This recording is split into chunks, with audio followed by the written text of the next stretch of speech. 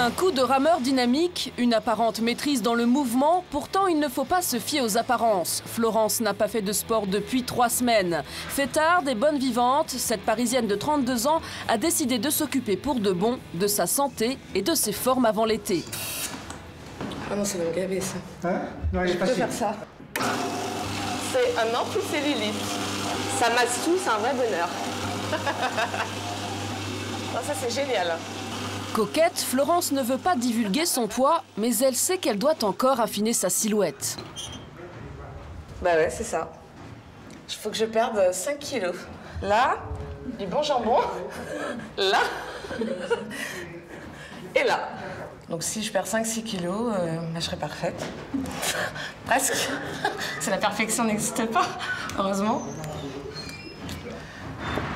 Et pour être parfaite avec 5 kilos en moins, Florence est prête à tous les sacrifices. Son dernier défi, participer à un stage de jeûne. Pendant 6 jours, le régime est drastique, les participants n'avalent que du liquide et marchent dans la nature pendant des heures.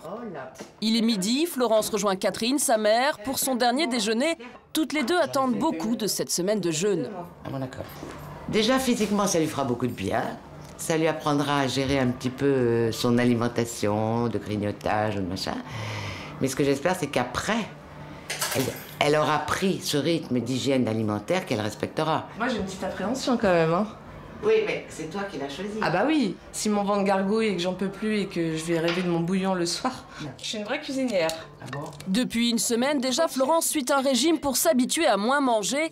À la veille du départ, elle a seulement droit à quelques fruits. Parce que moi, je veux pas grand-chose.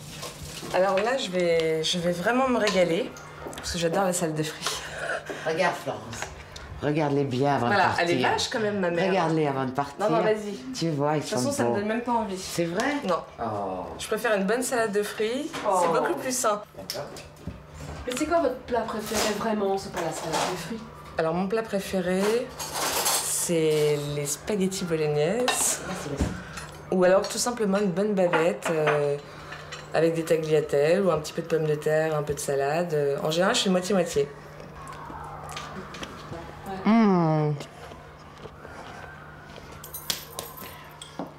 J'ai essayé plusieurs régimes, il y en a qui ont fonctionné et après j'ai repris des kilos.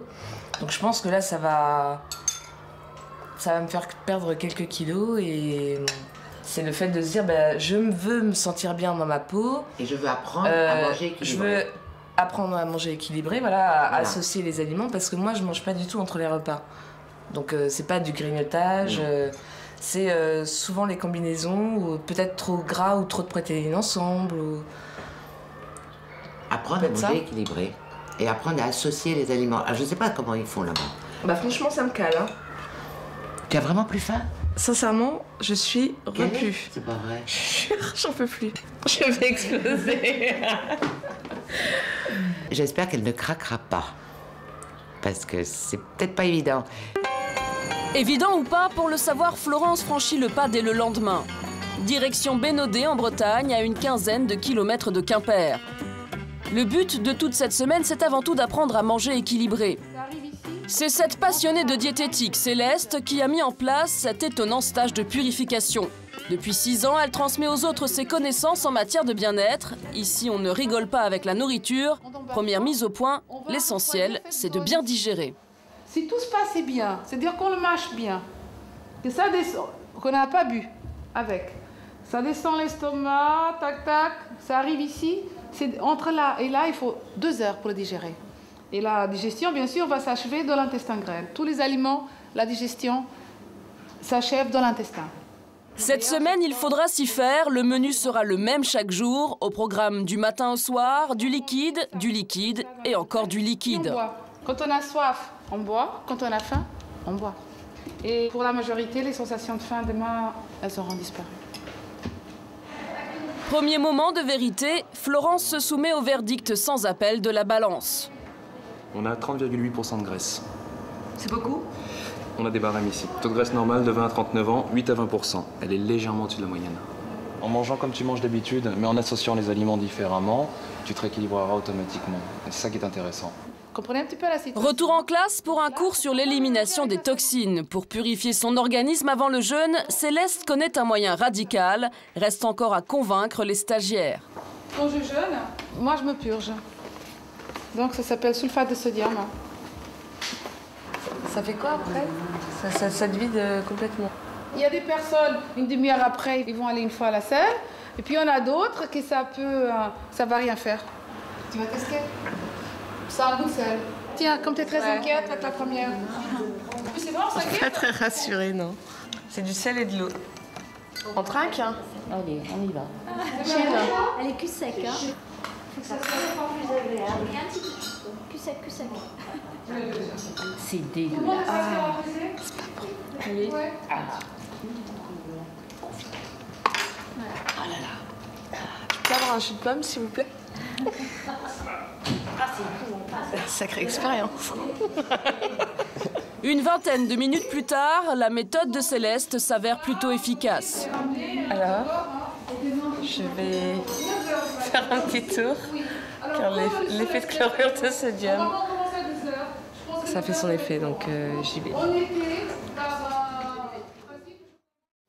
Le lendemain matin, les choses sérieuses commencent vraiment pour Florence. La dure réalité du jeûne la rattrape dès le petit déjeuner. Rien à se mettre sous la dent. Il n'y a que de l'eau et du jus de pomme mélangés. Le défi s'annonce difficile à relever. C'est bon, mais ça remplace pas un bon café le matin. Aujourd'hui, j'aurais bien pris un bon croissant avec un café et peut-être un pain au chocolat. Et on va respirer avec le ventre. On va inspirer, on gonfle le ventre, on souffle dans le ventre. Pour atteindre le bien-être, Céleste ne s'intéresse pas uniquement aux estomacs de ses curistes. Elle s'occupe aussi de leur esprit. Tous les matins, elle leur enseigne quelques rudiments de yoga.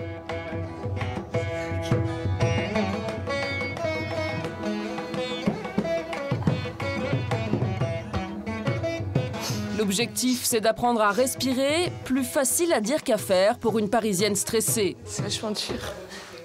On ne sait plus respirer, on a des respirations super courtes, qui fait qu'on ne s'oxygène plus de la même façon. On élimine beaucoup par la respiration.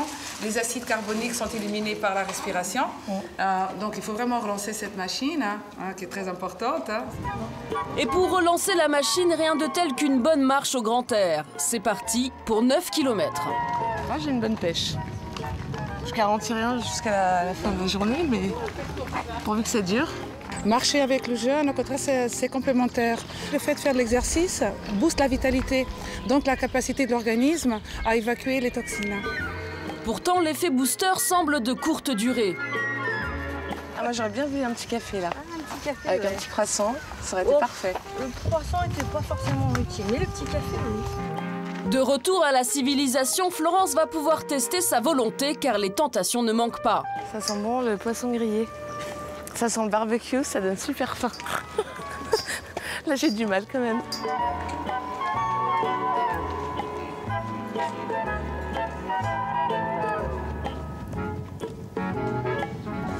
Je vais appeler ma petite mamounette pour la tenir au courant des événements. Allô? Maman? Bon, bah, je viens de faire 9 km de marche. Et ouais, sur la plage, dans la forêt. Donc c'est sympa, mais bon, c'est vrai qu'on est passé devant une crêperie. Là, je t'avoue, j'avais très envie de manger une crêpe. Arrête de me parler de qu'est-ce qu'on a mangé hier soir, du bouillon, maman. J'ai encore lundi, mardi, mercredi, jeudi. Et vendredi, j'aurai le droit à une bonne galette bretonne. Je t'embrasse fort, bisous. Ciao. Très préoccupée par son estomac, Florence décide d'assister à la préparation du bouillon qui va leur servir de repas chaque soir. Elle rejoint Rodolphe en plein préparatif, l'occasion d'un cours de diététique improvisé. Alors le bouillon du soir, c'est des légumes qui sont émincés et qu'on va faire cuire pendant à peu près 3 heures. Au bout de 3 heures, tous les minéraux et toutes les vitamines sont dans la flotte et il n'y a plus rien, si tu veux, dans les légumes. Ouais, on filtre ensuite. On filtre le bouillon. Et vous allez boire le bouillon ce soir filtré. Mais la Comme question ça, que je me posais, c'est pourquoi on ne garde pas les morceaux directement dans notre bouillon pour le soir? Parce qu'on mange que ça finalement parce que le si soir. jamais tu manges un morceau de poireau, ton cerveau il va l'identifier comme quelque chose de solide et il va relancer une digestion. Ton foie, ton pancréas, ta vésicule biliaire, tes reins, tes intestins, tout ça va travailler. Et le but du jeu pendant que tu es en jeûne, c'est que tous tes organes soient au repos pour qu'ils se régénèrent de l'intérieur. Autre découverte pour Florence, tous les aliments ne s'accommodent pas aussi bien qu'elle pourrait le croire. Quand on mange une protéine avec un féculent, c'est-à-dire un bout de viande avec des pâtes ou des pommes de terre, le corps ne peut pas l'assimiler. Donc il fait des fermentations. Il l'assimile pas. Il l'assimile pas. Il assimile très bien. Bon, te donner un exemple. Tu manges pâtes, viande, tu as 5 heures de digestion. 5 heures de digestion, c'est-à-dire que pendant 5 heures, tous les organes que j'ai énumérés tout à l'heure vont travailler. Ouais. Si jamais tu manges un dessert en plus, c'est-à-dire du sucre rapide, raffiné, tu vas mettre 7 heures à 8 heures de digestion. En plus, 8 heures de digestion sur un seul repas. Ce qui veut dire que si tu fais 3 repas dans la journée, ton corps est tout le temps en train de travailler la digestion. Donc il n'a pas le temps de s'occuper des cellules graisseuses, des cellules cancéreuses, des cristaux qui se figent entre les articulations, qui font des problèmes d'articulation. Enfin tout ça, il ne peut pas le nettoyer. Donc manger pâtes, légumes, ou légumes et viande. Donc en fait, mais jamais jamais protéines et gluten en même temps. Jamais protéines et gluten ou amidon. Ou amidon, voilà. Féculents en même temps. Nous sommes au premier soir et pour l'instant, Florence se régale avec son bouillon. Ça sent bon. Mais c'est très chaud. C'est très bon. Délicieux. Ça tombe bien, parce qu'elle a signé pour 6 jours. Une semaine plus tard, la fin du stage approche. Florence est plutôt en forme, visiblement amincie et bronzée. Seule ombre au tableau, la nourriture est carrément devenue une obsession et le bouillon lui sort un peu par les yeux. J'ai quand même hâte d'être à vendredi matin. Ce qui me manque, c'est de croquer, de mâcher. Parce que boire, on s'en passe un petit peu quand même. C'est vital de boire de l'eau, mais on en a marre de boire du bouillon quand même. En promenade, même son de cloche, la contagion a gagné le groupe. Un seul sujet retient désormais l'attention des randonneurs, les bons petits plats. Ouais, donc t'aimes bien les petits plaisirs, le fait de... Ouais, les huîtres, quand tu manges au bord de la table. Bah les huîtres, c'est super bon. Un bon plateau de huîtres. Là, ça me donne envie, là. Ouais, tu vois, moi aussi, c'est hier. Ça te creuse pas? Si, mais bon. Là, j'ai la dalle. Hein. Tu manges les asperges? Ouais. Ouais. Le bon steak, bien saignant. Ou alors grillé, tu vois, juste comme il faut, un bon barbecue. Lui, il a envie de manger des tripes. Des rayons. Des rayons, parce qu'il sait super bien les cuisiner. Après l'effort, le réconfort, et pour se rafraîchir, toujours le même jus de pomme à l'eau. Avec en prime la vue sur l'océan, et pour se motiver, les formes parfaites de Céleste.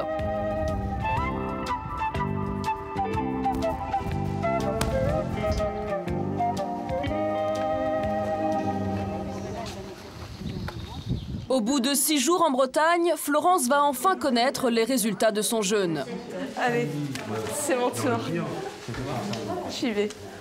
À notre tour. Ouais, c'est le bilan final. Ah là là, j'ai peur. T'as pas perdu énormément de poids. 4 kilos. T'as perdu énormément de graisse. D'accord. La graisse viscérale, t'étais à 4. C'est quoi déjà la graisse viscérale? La graisse viscérale, c'est celle que nous avons autour des viscères, autour du cœur. Oui, donc... Cette graisse interne, pas celle qui se voit. Mon cœur. Celle qui est à l'intérieur, ton cœur. Et ton cœur, il va beaucoup mieux se porter parce que t'as perdu de la graisse viscérale. Plus ce chiffre est bas, mieux il est. Donc j'avais 4, maintenant j'ai 3. T'es 3. C'est parfait alors. Ah, je t'ai nettoyé. Merci, bien nettoyé.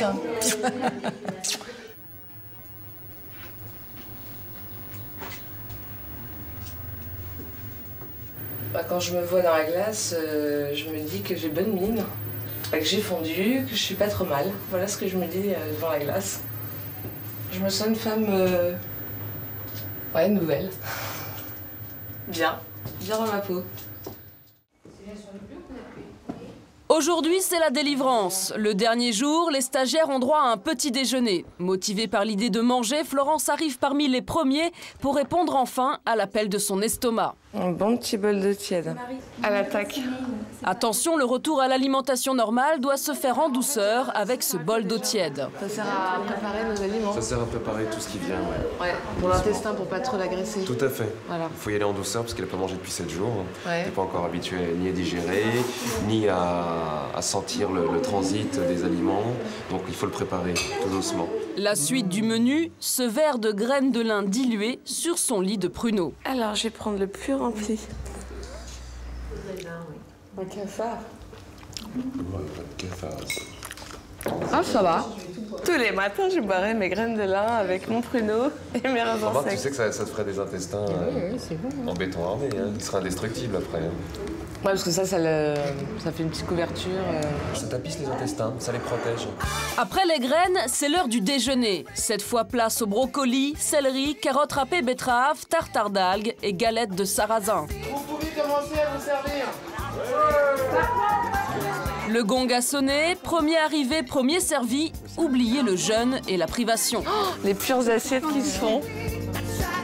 Les curistes ont la main leste et tous retrouvent en un instant un sacré coup de fourchette. Ah là, c'est que du bonheur.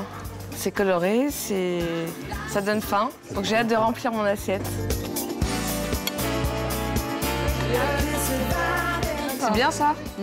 Tu me félictes. Je te félicite, t'as fait très belle assiette. T'as mis des herbes et tout? Oui, j'ai mis toutes les petites herbes. Ah, mais c'est parfait. Mais après, tu peux varier en fonction des légumes et en fonction des saisons. Bien sûr, c'est un exemple d'assiette. Ouais. Mais toujours avoir présent tous ces mélanges diversifiés, des légumes d'origine différente, qui ont des apports différents. Et ça et me nos donne amis. faim. Là, j'ai faim, merci. Alors, c'est bon? Tu te régales, hein? Ah, t'as bien entamé ton assiette, hein? On va se goinfrer. Après une semaine comme celle-ci, on change environ 20% de ses habitudes. Je trouve que c'est pas mal, 20% déjà. Et ça fait beaucoup de changements. C'est petit à petit, on ne peut pas changer d'alimentation comme ça. Il y a les habitudes et puis il y a l'atavisme aussi qui est très important. Puis il y a le plaisir du partage de certains plats avec des amis puis la famille. Ouais, bon appétit. Du chou, ça aussi. Florence a perdu 4 kilos en jeûnant. Elle commence l'été avec une nouvelle silhouette. Reste à savoir si les conseils de Céleste seront suffisants pour conserver la ligne et résister aux tentations qui l'attendent à Paris. On se régale, hein?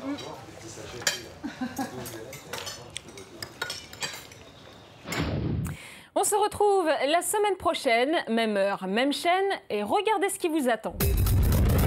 Chaque été, Jean-Luc, Simon et Jean-Paul, des professionnels de l'autoroute, prennent des risques insensés pour assurer votre sécurité. Des images spectaculaires prises sur le vif. Depuis 10 ans, Nadia sillonne les routes de France au volant de son 38 tonnes. Nadia est chauffeur routier, un métier rare et éprouvant pour une femme. Donc comment ça se fait, ça? J'ai dû avoir une fuite. Bertrand, lui, est pompier et reporter. Caméra au point, il filme les accidents, recueille les témoignages, là encore pour prévenir les automobilistes et sensibiliser les jeunes aux dangers de la route. Tout cela, c'est la semaine prochaine dans le MAC du samedi.